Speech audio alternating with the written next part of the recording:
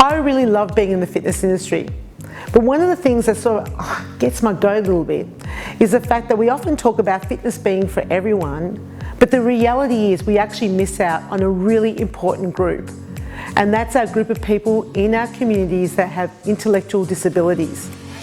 Because we miss out on that group, and it was something that tugged on my own heartstrings because my brother has autism, we decided to create a workshop called EnAble.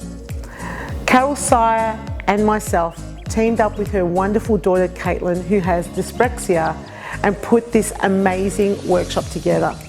From 9 till 5, you're going to learn how to teach to a group of people who've got intellectual disabilities.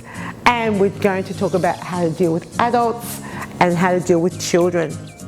This is a breakthrough. No one's doing this. No one's doing this. And we are really passionate about this. So if you want to come to this one-of-a-kind workshop, 28th of July in Melbourne. Hope to see you in enrolment.